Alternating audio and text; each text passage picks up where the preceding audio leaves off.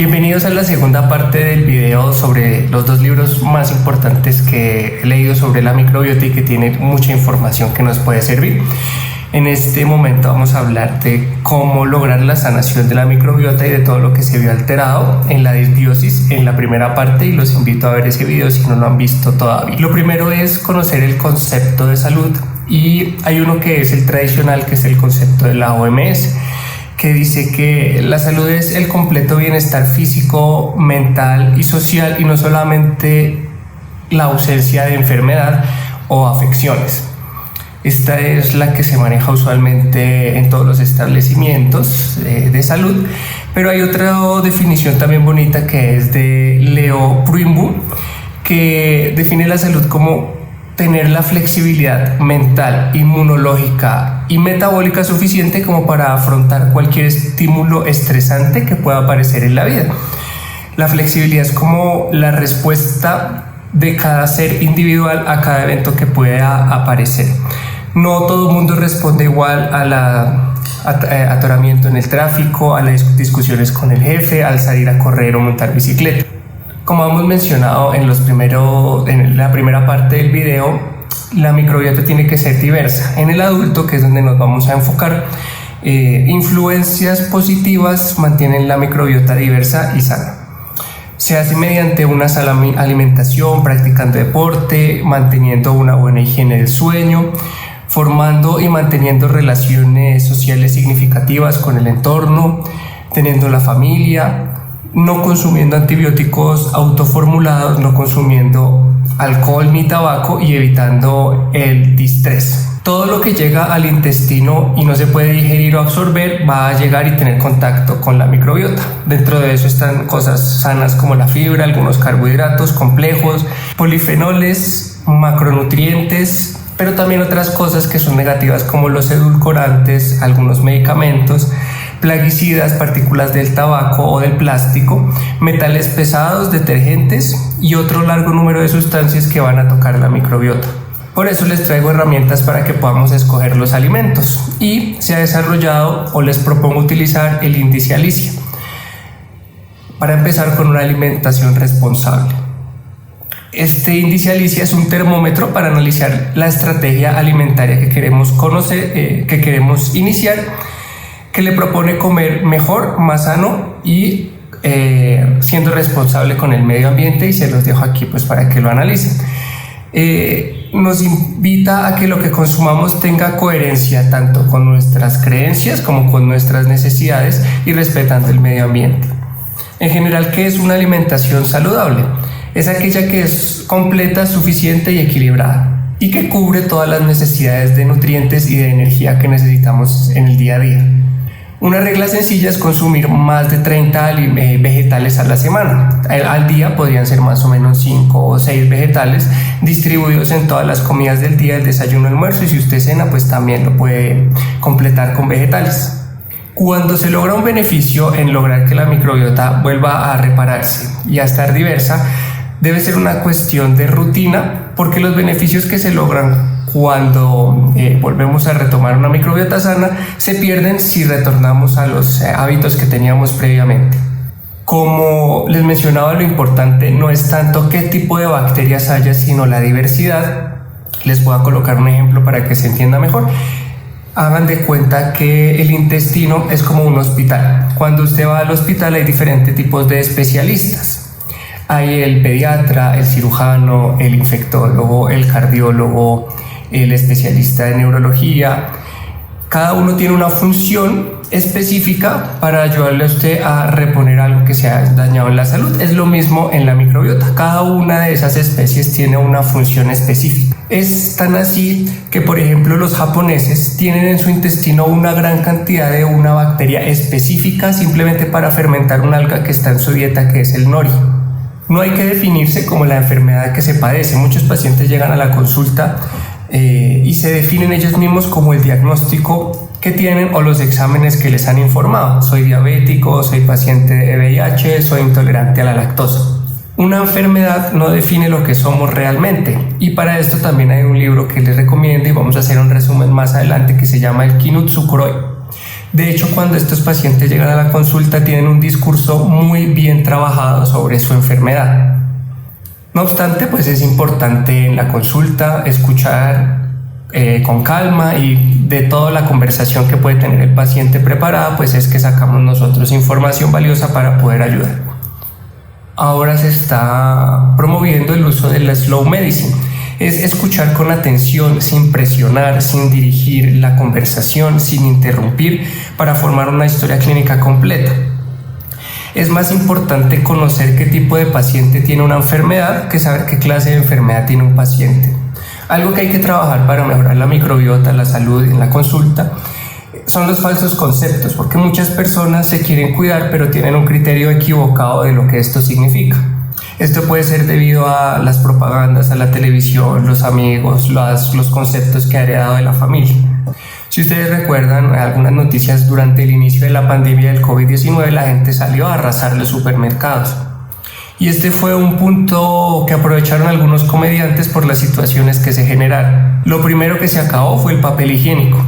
Después se rapaban unos a otros los alimentos enlatados, los empaquetados, los embutidos, las bebidas llenas de azúcar embotelladas, y lo que se quedó fue un exceso en vegetales. Esto es gracioso porque íbamos a entrar a una pandemia y las personas se abarrotaron de comida chatarra. Íbamos a entrar en cuarentena y lo único que íbamos a tener en la despensa era este tipo de alimentos. Cuando vayamos a la consulta o estemos ante una situación de una consulta médica, tanto el paciente como el médico deberían preguntarse si el paciente está dispuesto o no a suprimir las causas que le están produciendo la enfermedad. Solo entonces será posible ayudarlo. También les tengo para que conozcamos el concepto de una buena salud. Lo que es bueno para usted es bueno para las bacterias y es bueno para el planeta. Somos interdependientes con el ambiente y otras especies, como lo demostró la reciente pandemia del COVID. Antes que los humanos aparecieron las bacterias. Ellos fueron los primeros moradores de la Tierra y pudieron hacer este mundo habitable. Nosotros llegamos después y tuvimos que entrar en su mundo a empezar a evolucionar con ellos. No solamente para la salud intestinal y la salud humana están las bacterias, sino que en la naturaleza funciona exactamente igual. Los vegetales, las plantas, sus raíces tienen contactos con virus, bacterias, parásitos que tienen mucho que ver en su desarrollo, en su germinación y en la salud misma de la vida de la planta. Así como nos enseñan a mejorar el sistema de defensa desde la niñez, también las plantas dependen de su sistema de defensa de todas estas interacciones. Las bacterias pueden ayudar que algunos metales que están en la tierra puedan ser absorbidos por esas plantas y los vegetales. El uso de fertilizantes a base de nitrógeno, que es lo más común ahorita en el crecimiento de los pastos para el ganado vacuno y la venta de leche y de vacas, alteran la microbiota del planeta como tal. Además, estas bacterias, cerdos, pollos en un sobrecrecimiento que no es natural, también alteran la microbiota porque ellos tienen sus propias bacterias intestinales que luego pasan a la tierra y alteran ese equilibrio. Cuando ya hemos pasado de la situación de que el paciente sí quiere dejar las cosas que le están produciendo su enfermedad, entramos en el camino del empoderamiento de la salud, que tiene 6 niveles. En el primer nivel, el profesional de la salud decide él solo con su conocimiento y le da la indicación. En el segundo nivel, el médico decide y aparte explica de por qué le está formulando esto y por qué son estas recomendaciones útiles. En el tercer nivel, le consulta al paciente si lo está de acuerdo o no. En el cuarto nivel, es el de un paciente que ya tiene alguna información y pueden llegar a negociar. Ahí se empieza a ver el interés del paciente por su propia salud. Entre ambos llegan a la conclusión de lo que van a hacer. En el quinto nivel está el autocuidado. El paciente dedica horas buscando artículos, libros de divulgación científica, buscando en internet, y a veces que hay enfermedades que duran muchos años, el paciente a través de esa experiencia adquiere muchos conocimientos y a veces puede saber más que el médico. Es el autocuidado. Y el sexto nivel es cuando el paciente ya no solamente se cuida él mismo, sino que le interesa ayudar a los otros pacientes que sufren de esa misma enfermedad.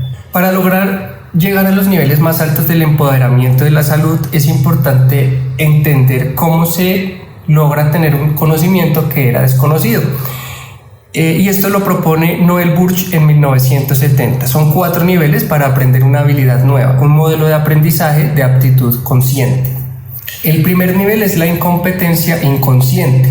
El aprendiz no es consciente, no sabe que le faltan habilidades y conocimientos. No tiene experiencia, incluso puede llegar a negar que exista tal nivel de conocimiento.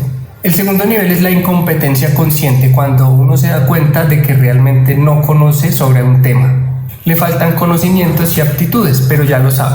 En el tercer nivel está la competencia consciente. El aprendiz va adquiriendo conocimientos, pero todavía requiere de un mentor que le guíe porque le falta la experiencia. Y en el cuarto nivel está la competencia inconsciente. Tras muchos años de entrenamiento y estudio, tiene un conocimiento que está profundizado y sin esfuerzo y sin ayuda puede utilizarlo en el día a día. En este nivel es un poco riesgoso y esto sucede en varias áreas del conocimiento, incluso también en los médicos, y es el efecto Mandela. Cuando llegan a este cuarto nivel de competencia inconsciente y se sienten tan seguros del conocimiento porque lo han hecho tanto tiempo, no acepta correcciones. A pesar de que pueda cometer errores, la gente se vuelve confiada y la memoria puede fallar y empiezan a ocurrir los errores en esta situación, errores médicos. De la mano con el concepto de una sola salud están lo que se conoce como las zonas azules del planeta. Son sitios del planeta en donde la gente puede llegar a edades más avanzadas, más tener un estado de salud óptimo. Son sitios en donde pueden existir personas supercentenarias, es decir, que viven más de 110 años, o personas semicentenarias, semisupercentenarias, que pueden vivir entre 105 y 109 años. Son sitios como la provincia de Cerdeña, la isla de Okinawa en Japón, Loma Linda en California, la península de Nicoya en Costa Rica, Icaria, que es una isla griega, o la provincia de Oriense. Suelen vivir en sitios apartados de la ciudad, consumen sus alimentos que ellos mismos cultivan o obtienen de sus propios animales, no son sedentarios, respiran aire puro, hacen parte y pertenecen a una tribu, no se estresan con redes sociales o con reuniones, descansan o toman el té en vez de sentarse por horas a ver Netflix. En Japón se tiene el concepto de Harahachi-bu, que significa no comer hasta llenarse. Todo este tipo de personas supercentenarias se ha visto que tienen un tipo de bacterias más altas que las personas que no viven tanto tiempo. Tienen más cantidad de Akkermansia, más cantidad de bifidobacterias y más cantidad de Christensenelaceae en la microbiota. La última es la que puede servir como firma de la longevidad. Por lo tanto, se propone la estrategia Nature Plus. En cuanto a la naturaleza, hay que ir a donde está, hay que reconectar con la biodiversidad. Importante en este concepto, el aire. Usualmente respiramos aire contaminado y el calentamiento global empeora las enfermedades respiratorias y otras enfermedades crónicas no transmisibles. Para respirar un buen aire también hay que tener en cuenta que no se debe respirar el aire del tabaco ni ningún otro producto que se genere combustión y que entre a los pulmones.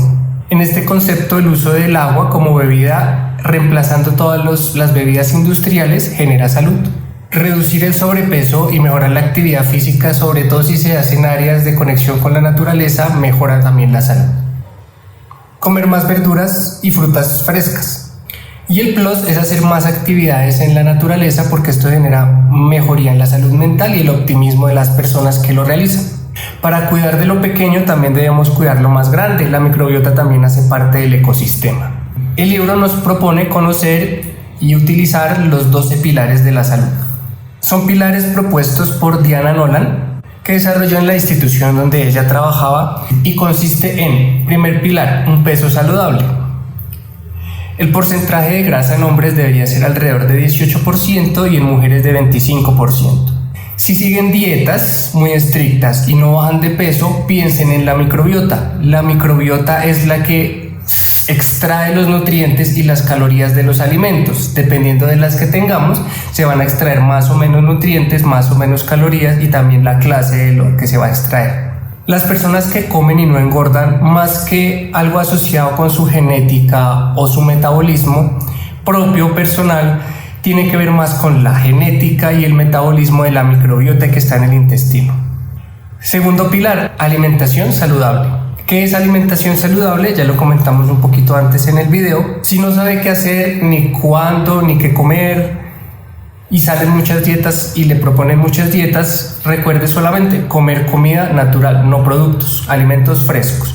Tercer pilar, las emociones sanas. Relaciones saludables y significativas con el entorno, con su familia, con sus amigos, ha demostrado que genera una mayor longevidad. Tener un propósito vital o un ikigai es importante también para mantener una salud mental. Es bueno reconectar con gente de verdad, y aquí ella se refiere a gente de verdad, personas que no sean de lo que se conoce hoy en día como personas tóxicas, sino que personas que realmente aporten en una conversación, que aporten en el crecimiento personal y que nos generen sensaciones de felicidad. Mantener una buena autoestima, ser útil para la familia y la comunidad también genera una sensación mental de bienestar. Intente preservar, conocer y reparar el eje intestino-cerebro que ya hablamos en el primer video. Intente tener una atención plena en el hoy y en el ahora, sin preocupaciones del pasado, sin preocupaciones del futuro, sino vivir el presente, sobre todo con las personas que lo quieren y están a su alrededor. Cuarto pilar, movimiento sano. Una persona sana, sin importar la edad, debería tener la suficiente energía y habilidad para ejercitarse. Correr, saltar, jugar con los hijos, con los nietos, con los amigos, poder sentarse en el suelo sin dolor, sin molestias, poder pararse de una silla sin necesidad de ayuda o del suelo.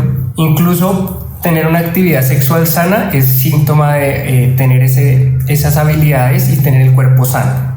Existe también, es bueno estudiar, conocer y reparar el eje intestino-músculo. Quinto pilar, una piel sana. Una piel sana significa que no tenga rasquiña, no tenga irritación, no tenga resequedad, no tenga granos. Para eso es importante revisar en el primer video la dermobiota. Si uno mantiene bien su microbiota de la piel, debe mantener una piel sana. El siguiente es el metabolismo sano. Normalmente deberíamos tener los niveles de glucosa, de insulina, de cortisol, de ácido úrico y de leptina sanos. Tener estos niveles dentro de los rangos normales permite que podamos ayunar 24 a 48 horas sin que se sienta ninguna complicación ni malestar. Las personas que tienen ayuno de algunas horas y en general sienten pérdida de la fuerza, desmayo, neblina mental, no es tanto porque el ayuno sea malo, sino porque su control metabólico está alterado. Aquí funciona el eje intestino, hígado, páncreas. El siguiente pilar es el sistema inmunitario sano. Un sistema inmunitario sano no tiene alergias, no tiene infecciones recurrentes, no sufre de resfriados frecuentes. En general no sufre de enfermedades autoinmunes o autoinflamatorias. Aquí pues es el eje del intestino, sistema inmune, que es el que entrena desde la niñez todo el sistema de defensa de nuestro cuerpo. El pilar de los músculos y el esqueleto sano. Aquí se puede mirar la fuerza del agarre de la mano de la persona, poder hacer una dominada, una sentadilla, una flexión de pecho, y aquí se habla mucho de la estructura y la función del componente músculo esquelético a medida que va avanzando la edad. Debería ser un pilar que todos cuidamos para un envejecimiento más equilibrado. Siguiente pilar es la fertilidad. Esto tiene que ver mucho con el equilibrio hormonal. La capacidad de reproducción, la capacidad de no tener disfunción eréctil, que no duela la menstruación. Cuando la menstruación duele, esto no es normal, y llegar a una menopausia sin síntomas. Siguiente pilar es el tracto gastrointestinal. Es importante tener de 2 a 3 deposiciones al día. Estas no tienen que flotar, no tienen que doler. La digestión debe ser sin molestias. No debe haber hinchazón intestinal ni flatulencias. No deben ser de mal olor ni los gases ni las deposiciones, o ahí hay una alteración en la microbiota, y hay que cuidar de la salud oral. Siguiente pilar, estilo de vida. En este estilo de vida entra lo que hablamos del nature, del cuidado del concepto de una sola salud. Deberíamos tener baja exposición a toxinas, deberíamos tratar de estar en entornos con menos contaminación del ambiente, buscar zonas verdes y zonas donde haya flujos de agua cercanas a nuestro hogar. Es importante reconectar con la naturaleza. Dormir y descansar es importante, no hay que ir en contra del ciclo circadiano ni del sol. Aquí lo que deberíamos intentar es la hormesis, y esto tiene que ver con los conceptos de estrés del malo o eustrés, que es el estrés bueno. El estrés negativo es el que produce elevación de cortisol, adrenalina, altera todo el sistema de defensa, el funcionamiento intestinal, metabólico, hormonal, y genera enfermedad a largo plazo. El eustrés, o esto que tiene que ver con la hormesis, es exponerse a situaciones que generan un eustrés, pero que al final potencian o mejoran ciertas funciones o habilidades del cuerpo y al final generan salud. Por último, el pilar número 12 de la salud es la longevidad. Como consecuencia de todos los otros pilares, como en las zonas azules, se trata de llegar a vivir 110 años, pero con una buena calidad de vida. Retomando un poco esto de la hormesis y de los estresores ancestrales, resulta que en nuestra vida actual, con la tecnología que está avanzada, pues tenemos muchas facilidades para el diario vivir. Sin embargo, en el pasado, antes de tener toda esta tecnología, nuestros ancestros pasaban por situaciones de estrés que potenciaban su salud. Entre estas estaban el ayuno intermitente, variedad de alimentos porque no se encontraban todos los alimentos durante todos los periodos del año, el frío y el calor intermitente, las bebidas intermitentes, situaciones de hipoxia e hipercapnia hiperintermitente mediante la respiración. Como sabemos, el estrés crónico genera enfermedad. ¿Cuáles son las formas de poder combatir ese estrés crónico? 1. El ejercicio físico irregular. Quemar calorías consume hormonas y neurotransmisores que están asociados al estrés. La recomendación de la OMS de 30 minutos 5 veces a la semana es suficiente para consumir todas esas hormonas y neurotransmisores y reducir el estrés crónico. Segundo, la meditación. La meditación reduce los niveles de hormonas también asociados al estrés. Existe la meditación, que es la forma original de Oriente, y una forma más occidental, que es el mindfulness. Practique el stop. Esto se refiere a hacer una parada de seguridad varias veces al día, parar lo que está haciendo y llevar la atención al aquí y a la ahora. Tomar 3 respiraciones profundas con atención plena de la entrada y la salida del aire. Observar, prestar atención a lo que ve, a lo que escucha, a lo que siente, a los olores, todas las sensaciones que están alrededor. Y luego volver a proceder, volver a la actividad que estaba haciendo, pero con una conciencia un poco más centrada en lo que está haciendo en ese momento y en ese lugar. Probablemente vuelva a esa actividad con más concentración, con mejor capacidad para resolver problemas e incluso con una sonrisa. Existen otras formas de lograr una meditación o lograr estar consciente en el aquí y el ahora, y unas de estas opciones pueden ser escuchar música, tocar un instrumento, construir un rompecabezas, bailar, practicar yoga, pintar o dibujar. Todas estas actividades dan al cerebro un descanso activo. Evidentemente, para el estrés crónico, las drogas, el alcohol, el tabaco o cualquier sustancia de estas pues es negativo para poder controlarlo. Para controlar el estrés crónico vuelve a entrar aquí el fortalecimiento de las relaciones sociales. Construir una red de apoyo que sea sólida. Esto es una gran protección contra el estrés. Pasar tiempo con las personas amadas es un tiempo de muy buena calidad, y también hay que sacar el tiempo para resolver esos problemas que no se han podido solucionar con las relaciones que realmente nos importan. Administrar el tiempo, priorizar todas las cosas que tiene que hacer en el día a día. Aparte de las obligaciones, hay que sacar tiempo para el propósito vital, para los objetivos propios a corto plazo y para respetar el cuerpo y hacer actividad física, buena alimentación para poder tener y darle salud a ese cuerpo. Afrontar las situaciones.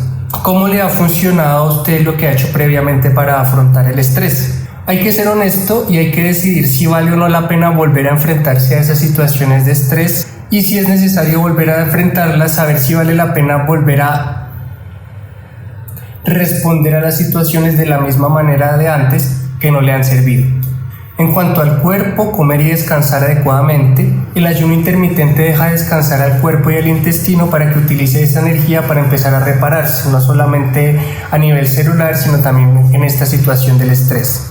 Se puede modificar la forma de pensar. Cuando llega una situación o una preocupación que toca resolver, primero piense si en ese momento puede ser cambiada o resuelta. En caso de que sí se pueda resolver o cambiar, pues puede seguir esforzándose por tratar de cambiarla, pero si en ese momento no se puede hacer nada, es mejor desapegarse y dejar ir esa idea por un momento. Se usa mucho la oración de la serenidad. Dios, concédenos la serenidad para aceptar todo lo que no podemos cambiar, valor para cambiar lo que podemos y la sabiduría para reconocer la diferencia. Hay un libro que nos ayuda con todos estos objetivos y también tiene unos pilares específicos que podemos seguir para lograr la felicidad y controlar este estrés, y es el libro de la felicidad que escribió el Dalai Lama, recomendado.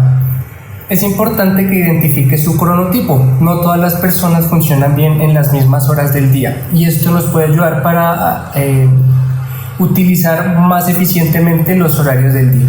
Lo siguiente es hablar. No poder hablar con alguien sobre sus necesidades, inquietudes, problemas, pero también logros y triunfos genera un estrés mental.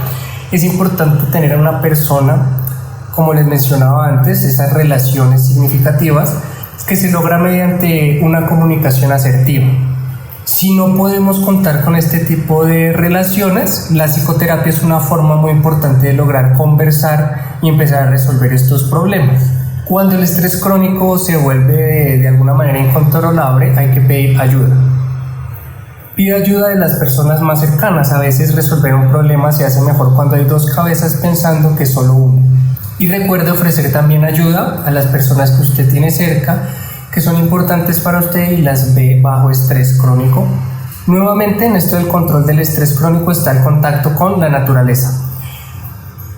¿Cómo se puede hacer esto? Ir a zonas verdes de la ciudad o ir a un bosque, caminar descalzo, abrazar un árbol, conectarse con el suelo.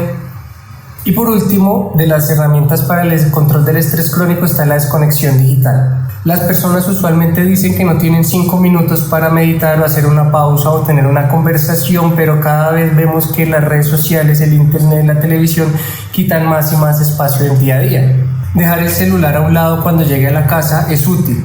Muchas veces, con la excusa de querer buscar algo en internet, se coge el celular y pueden pasar 1 o 2 horas de una búsqueda que inicialmente debía haber sido una consulta rápida de 5 minutos. Algunos recomiendan incluso la desconexión total el fin de semana.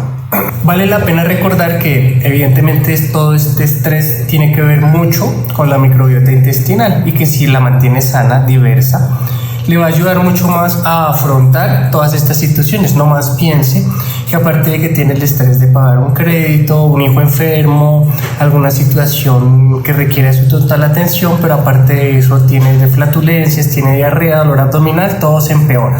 Con el siguiente tema también, la microbiota, como lo vemos en el primer video, tiene un impacto importantísimo y es el ciclo circadiano. Normalmente la alteración de este ciclo circadiano se llama cronodisrupción. Ya sabemos qué es lo que puede suceder con esas alteraciones y si no, lo invito nuevamente a ver el video anterior, pero pues las causas de esa cronodisrupción son sobre todo el trabajo nocturno, las personas que tienen que trasnochar, las cenas tardías o acostarse muy tarde, ejercicio físico realizado a altas horas de la noche, acostarse y levantarse en horarios irregulares, tomar los alimentos en horarios irregulares, por situaciones físicas o sociales, tener alteraciones en los horarios de trabajo o de situaciones sociales o de reunión con amigos, por ejemplo, exposición a la luz en altas horas de la noche y falta de exposición a la luz en horas del día. Hay varias medidas que se pueden tomar para resolver esta situación de la cronodisrupción. Lo primero es intente exponerse a la luz solar todos los días. Permita que durante unos pocos minutos al día esa luz del sol tenga contacto con su piel. No utilice gafas solares gafas de protección solar en estos momentos, porque lo que necesitamos es que esa luz solar entre a la retina y dé la información correcta para que funcione bien toda la parte metabólica y hormonal del cuerpo.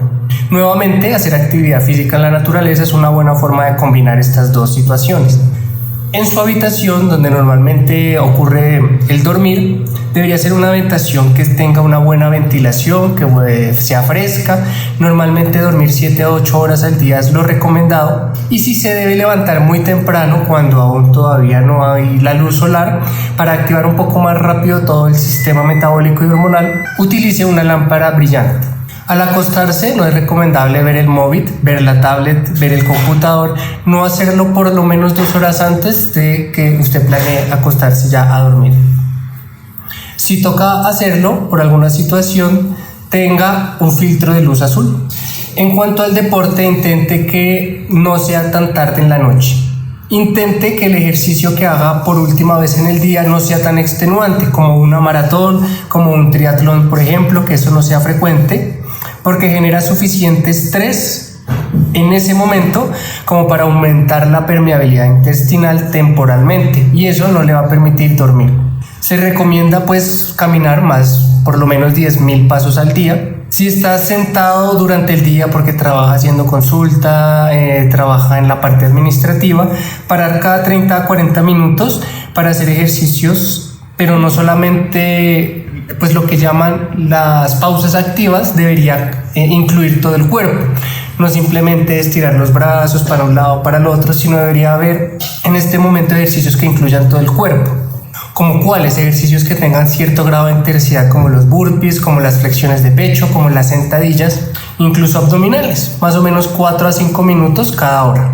Hacer ejercicio de fuerza es importante, bien sea con unas máquinas en el gimnasio o con su propio cuerpo, 5 días a la semana. La sarcopenia es una amenaza para la salud y para uno de los pilares que vimos antes, que es la longevidad. Recordemos las diferencias entre actividad física y ejercicio. La actividad física es cualquier movimiento corporal producida por la contracción de una serie de músculos, que lleva a aumentar el consumo de energía comparado con estar en reposo. El ejercicio físico es una actividad física planeada y estructurada para mejorar algún componente de la aptitud física. Deporte es una actividad física con reglas o normas claras y concretas. En cuanto a la alimentación, es bueno comer por lo menos 2 horas antes de ir a dormir. Es decir, dejar más de 2 horas de espacio para que ocurra la digestión de los alimentos. Y es una de las cosas que más impactan y menos se le pone cuidado. Si en su vida social ocurre que tiene que trasnochar para mantener esas relaciones significativas con sus seres queridos, si es ocasional, esto no es tan grave porque sabemos que esas relaciones y mantenerlas bien generan otros beneficios diferentes. Las relaciones sexuales son una de las mejores técnicas para dormir. Si lo puede practicar antes de dormir, hágalo, eso es buena idea. Si está solo, el autoamor también vale. Entremos ahora para que discutamos sobre las reglas para un buen comer. La regla básica es coma comida, es decir, con alimentos frescos, no mucha, pero sobre todo vegetales, así de sencillo. Normalmente en nuestra época es muy fácil conseguir la carne, el cerdo, la res, el pavo, el pollo en general, pero tengan en cuenta que esto no era así antes. Nuestros ancestros la carne se la tenían que ganar con movimiento, es decir, había que gastar una gran cantidad de energía y calorías y hacer actividad física para poder conseguir ese alimento. Ahorita no lo tenemos, pero recuerde que para comer carne hay que ganársela con movimiento. El que más comía carne pues era el cazador. La carne es de los alimentos que más hace daño en las personas sedentarias. Lo bueno de vivir en esta época es que hay libertad para todo, incluso para que cada uno escoja lo que quiere comer. En general, ¿cuáles son las recomendaciones de alimentación? Comida fresca, consumir Mac, y esto no se refiere al McDonald's ni todas sus presentaciones, sino a los carbohidratos accesibles a la microbiota. Algas, setas, frutas, frutos secos, semillas, café, té, cacao, legumbres, cereales, buena cantidad de omega 3, alimentos que tengan índices glicémicos bajos, alimentos fermentados, vitamina C, zinc, y en general evitar todos los productos con listas largas de ingredientes. A continuación vamos a hablar de cómo se debe leer una tabla nutricional, pero en general los que tengan más de 5 ingredientes son alimentos que son ultraprocesados, que van a lastimar la microbiota intestinal. Afortunadamente ya tenemos una legislación que permite que se coloquen en la parte delantera de los alimentos si son hartos o ricos en azúcar, en grasas saturadas, y en general la naturaleza no produce grasas malas.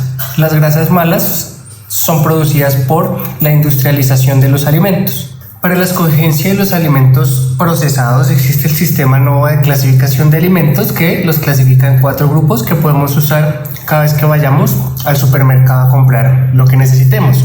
El grupo 1 son los alimentos naturales, los que son recogidos y no se les lleva a ningún proceso. No se les altera en ningún momento después de sacarlos, bien sea de la tierra o recogerlos de los animales de los que sean producidos. Dentro de estos están los huevos, todos los vegetales, todas las frutas. También incluyen los alimentos que necesitan refrigeración o congelación, o un secado o un envasado, que es un mínimo proceso de manipulación.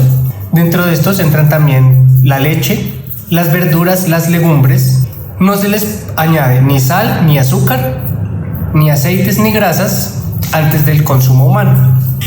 El grupo 2 de los alimentos procesados son los ingredientes culinarios. Aquí sí es al momento de cocinarlos, uno los manipula y los procesa un poco, les añade azúcar, sal, aceites. El grupo 3 son los alimentos como tal ya procesados, que tienen 2 o 3 ingredientes adicionales.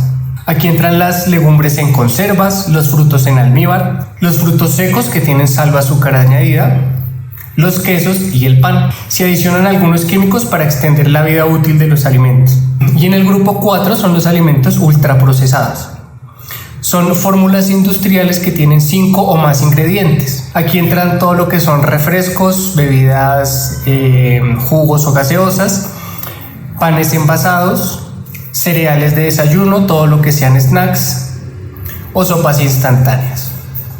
Ya teniendo esta información, pues puede uno escoger con qué va a alimentar esas bacterias intestinales, con alimentos procesados o con alimentos naturales. Dentro de lo que hablamos en la primera parte de este video era que una manifestación importante de la disbiosis intestinal son los síntomas como tal en el tracto gastrointestinal. Hay unas formas de recuperar la salud intestinal y son las 9 R's propuestas por un instituto de medicina funcional. La primera R, reflexionar, repensar o razonar.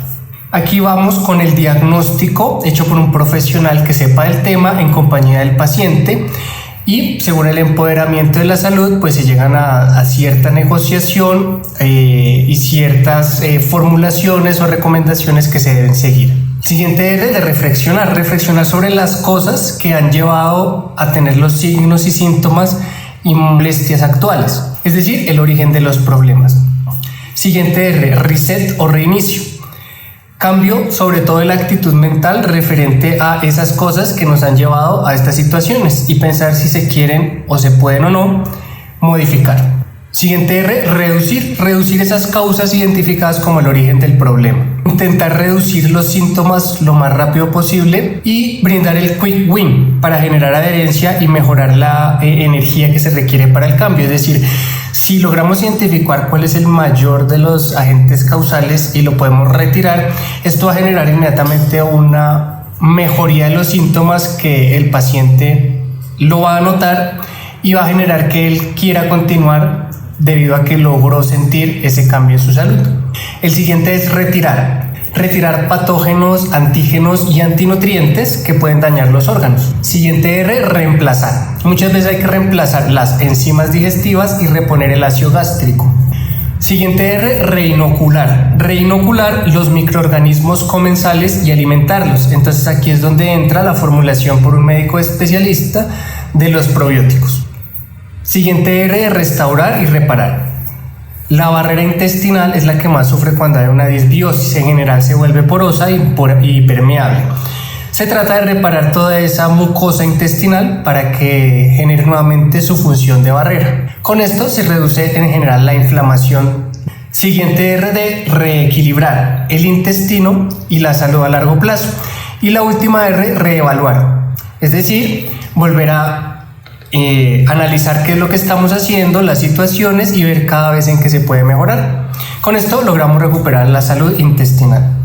Algo que puede aportar para la salud es la introducción de alimentos fermentados en la dieta usual del adulto.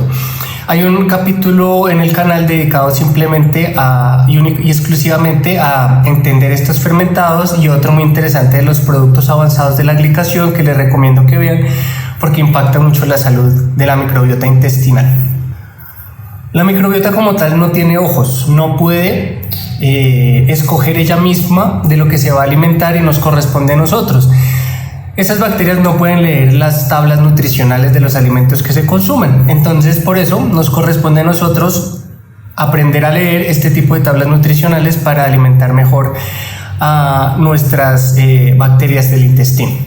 Siempre la recomendación es comer alimentos frescos, que no haya necesidad de leer etiquetas de tabla nutricional. Existe la regla del 80-20, 85-15%, es decir, que la dieta natural, no procesada, alimentos frescos, sean el 80-85% de la dieta y simplemente el 15% sean alimentos de este tipo, procesados o que tengan etiquetas que haya que leer para analizarlas e interpretarlas.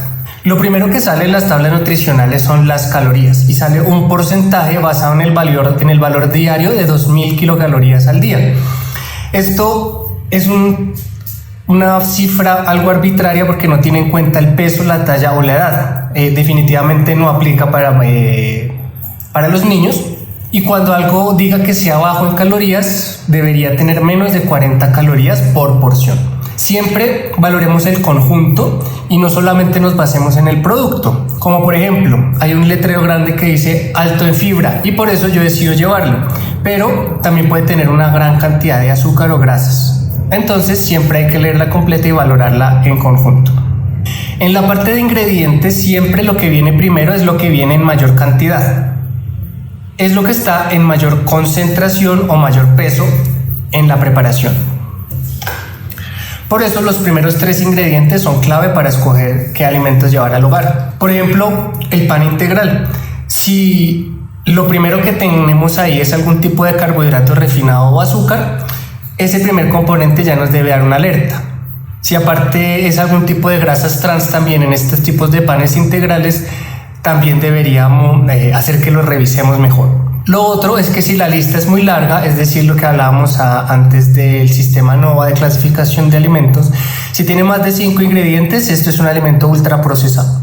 Mirar bien las porciones y los porcentajes de cada macronutriente que vienen en esas porciones. Muchas veces la porción es simplemente 50 a 100 gramos, pero resulta uno comiéndose 2 o 3 porciones y eso no lo tiene en cuenta en el momento de escoger los alimentos. Siempre multiplicar según lo que vaya a consumir realmente. Busque el origen del producto. Usualmente debe verse en dónde se fabricó y eso es importante, sobre todo si queremos apoyar lo nuestro. Por favor, esté atento al engaño. Si se engaña usted, engañan también a sus bacterias intestinales y pues el daño que puede ocasionar a largo plazo puede ser muy importante. Por ejemplo, si un producto dice que es light, esto solamente quiere decir que tiene 30% menos calorías que el producto original. Le bajan, por ejemplo, la cantidad de grasa del producto, entonces bajan esas kilocalorías por gramo, que más o menos las calorías que trae un gramo de grasa son más o menos 9 kilocalorías. Si se quita eso, seguramente se van a reducir el número de calorías, pero eso no quiere decir que modifiquen o incluso pueden sumar, aumentar la cantidad de azúcares o carbohidratos. O polialcoholes que en general tienen un poco menos de calorías, pero tampoco son preparaciones sanas. Tenga en cuenta con estas otras etiquetas y vaya a leerlas con mucho cuidado cuando le dice bajo en calorías, bajo en azúcar, sin azúcar, artesanal, reducido en grasa, natural, alto en vitaminas. Porque si uno tiene que resaltar ese tipo de información, quiere decir que el resto es muy probablemente que no sea tan saludable. Pasemos a revisar el sodio en la etiqueta. En general, los productos entre más procesados, más cantidad de sodio tienen. Revise, por ejemplo, las arepas que venden supuestamente de maíz y naturales y verá que tiene una gran cantidad de sodio. Revise muy bien los productos veganos. Si usted ha decidido tener una alimentación basada en plantas y en algún momento quiere algún producto que tenga un sabor similar, hamburguesas o salchichas veganas, revise el contenido de sodio porque en general es alto. La medida recomendada es que por porción tenga menos de 200 miligramos de sodio. El cuerpo en general maneja mejor el exceso de sodio que la falta. La sal en general no se puede sintetizar en el cuerpo, siempre tiene que venir de formas externas, pero sí hay varios mecanismos para poderlas eliminar. En nuestro medio, la mayor fuente de sodio es el pan y los alimentos procesados. El máximo de sal recomendado son 5 gramos al día o solamente de la porción de sodio 2 gramos. Cuidado también con los enlatados y los embutidos porque usualmente tienen una gran cantidad de sodio. La sal de los alimentos naturales más o menos son el 8%. De esa es lo que se aporta de un alimento natural en nuestra dieta. Nosotros cuando los preparamos, cuando hacemos el proceso de cocinar, le adicionamos un 20% adicional que no lo vamos a consumir. Sin embargo, si lo consumimos de alimentos procesados, llega a subir hasta el 75% de aporte de esa sal. En general, micronutrientes nunca los busque de alimentos que tengan etiqueta. En general, las vitaminas, oligoelementos no es una fuente confiable sacarlo de este tipo de alimentos. Consuma alimentos frescos. Pasando a la parte de carbohidratos en la lectura de la tabla nutricional, el total de carbohidratos incluye el total de azúcares, el total de fibra, y cuando la suma de el azúcar, la fibra no le da el total de carbohidratos, eso quiere decir que ese resto es almidón, que no es obligatorio colocarlo en las etiquetas. Y recordemos que al final ese almidón es glucosa, es azúcar también, solo que no es necesario registrarlo. En cuanto a la parte o porcentaje de azúcar de esos carbohidratos, revise primero, ¿son naturales o vienen añadidos? Distintos nombres pueden salir respecto a ese tipo de azúcares. Les pueden poner panela, azúcar de caña, azúcar morena, syrup, jarabes, fructosa, galactosa, sacarosa, maltosa, lactosa, néctar, dextrosa o harina refinada. Cualquiera de estos nombres que encuentre usted dentro de los ingredientes es azúcar.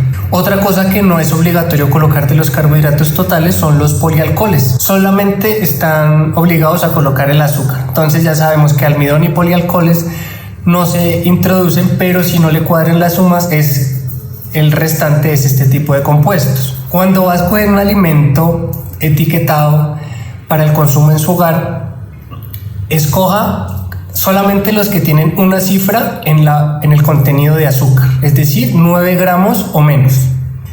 Esto para las personas que están en un buen peso, tienen el peso ideal, pero para las personas que están buscando perder peso, menos de 5 gramos es el ideal de esos alimentos que va a tener en la casa. Pasemos a la fibra. La fibra, como lo comentamos, es el alimento real para las bacterias intestinales. No lo puede digerir el intestino en ninguna parte de su trayecto, solamente las bacterias tienen esa capacidad. Entonces queremos que sea alto en fibra lo que consumamos de etiqueta. Alto en fibra, ¿qué quiere decir? Que tenga 6 gramos de fibra por cada 100 gramos de producto. Buena fuente de fibra es que tenga 3 gramos por cada 100 gramos de producto. Y los gramos de fibra se le pueden restar al carbohidrato total, porque como no se va a digerir, no se va a absorber, no va a entrar en el conteo de calorías ni como fuente de energía en general para el cuerpo. En cuanto a los polialcoholes que les mencionaba antes, los más comunes son los edulcorantes. En general son endulzantes que no tienen impacto en el pico de azúcar, de glucosa al consumirlos. Dentro de esos están el malitol, eritritol, sorbitol, xilitol, el aspartame. Idealmente, si se van a consumir de estos, que sean menos de 10 gramos por porción, y también se le pueden restar a los carbohidratos.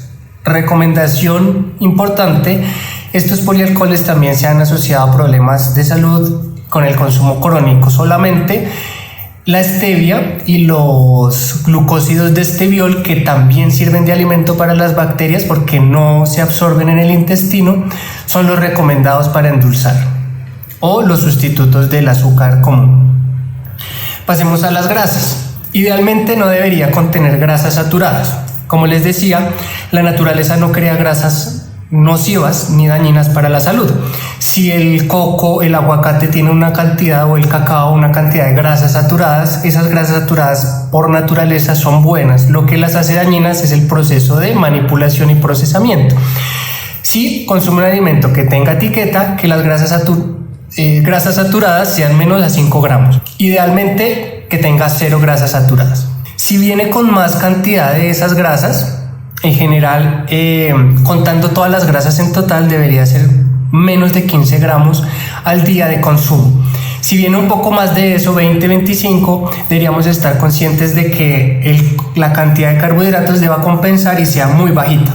Cuando dice que algo es libre de grasa, debe tener menos de 0.5 gramos de grasa en total. Pasemos a las proteínas de la lectura de la tabla nutricional. En general, las proteínas ayudan a una digestión lenta, llenan más, hacen un vaciado gástrico más lento, ayudan a controlar un poco más el azúcar, el apetito y los picos como tal de insulina también. Cuando un alimento dice que es alto en proteína, por ejemplo, algunos suplementos de proteínas, quiere decir que tiene entre 15 y 20 gramos de proteína por porción. El resto de productos puede tener entre 5 y 10 gramos de proteína.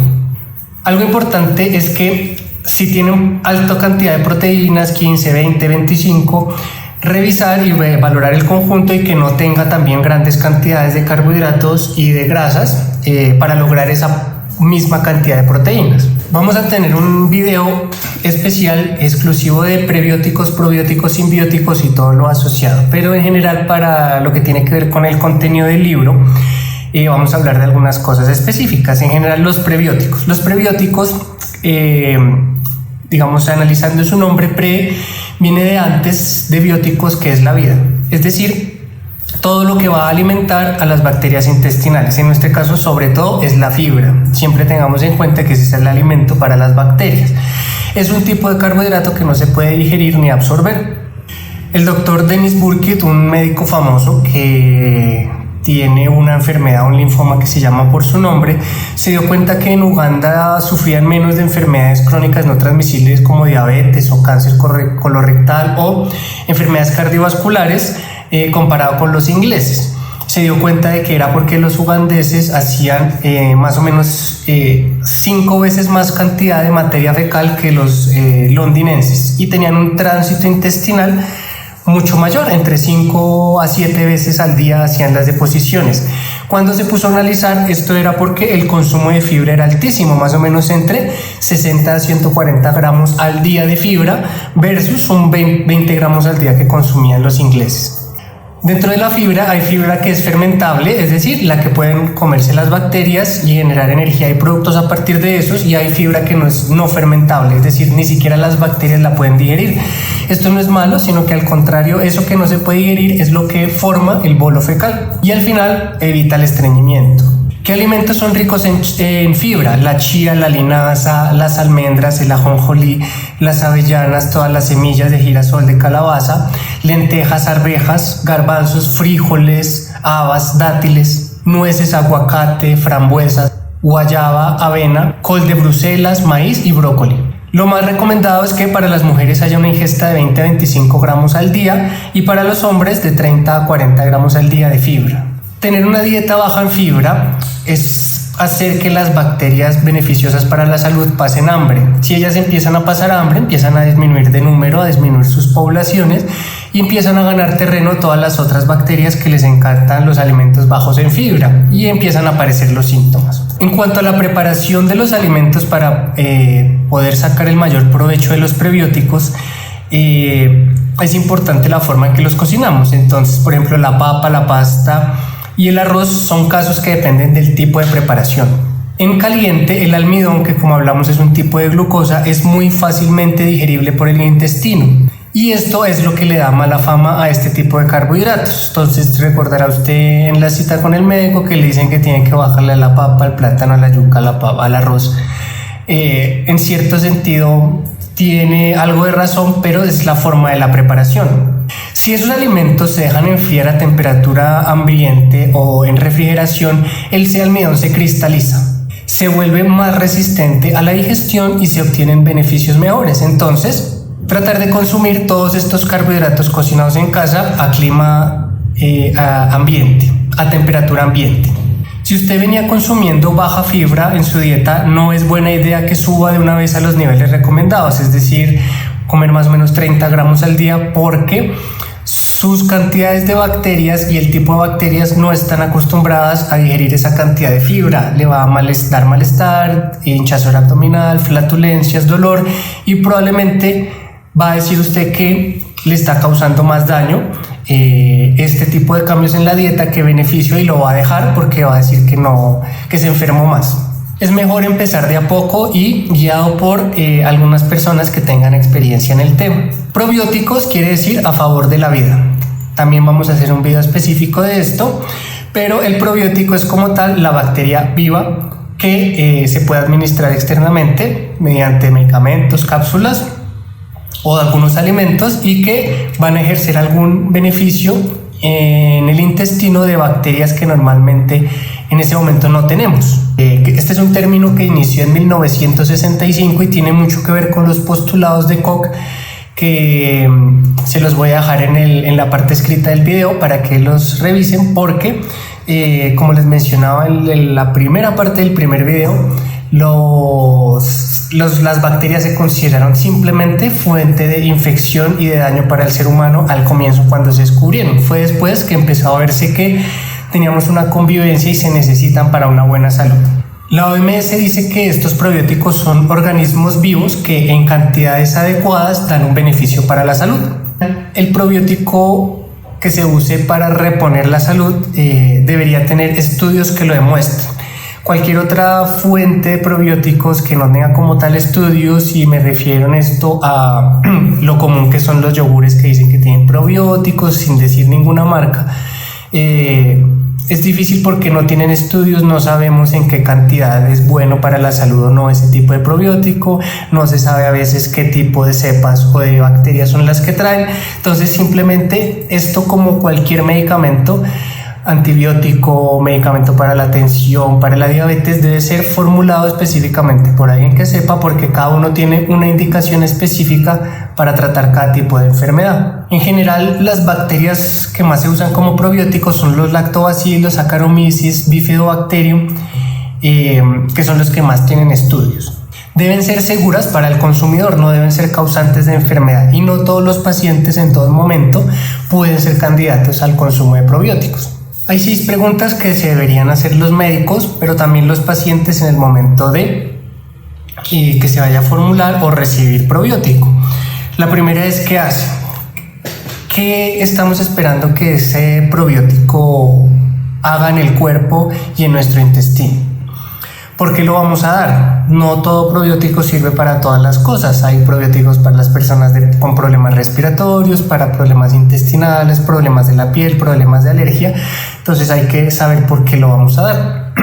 ¿Cuál usar? Es conocer cuál es la cepa que está recomendada y que tiene algunos estudios que avalen su uso. ¿Dónde va a actuar? La mayoría de los probióticos que se dan actúan en el intestino, pero puede haber otras formulaciones que puedan actuar en la piel, en las vías respiratorias, en la zona genital. ¿Cuándo darlo? Esto es importante porque no todos los pacientes son en cierto momento candidatos al probiótico. Uno, pacientes que tengan algún grado de inmunosupresión avanzada, que tengan un VIH muy avanzado, son personas que pueden tener riesgo para su salud, por eso tiene que ser formulado por el especialista, el experto. Y si en general es una persona por lo demás con un sistema inmune sano, tampoco se puede dar en cada momento, porque necesita esos probióticos, esas bacterias, tener sustrato para fabricar sustancias. Si tiene una dieta totalmente alterada, se está perdiendo el dinero.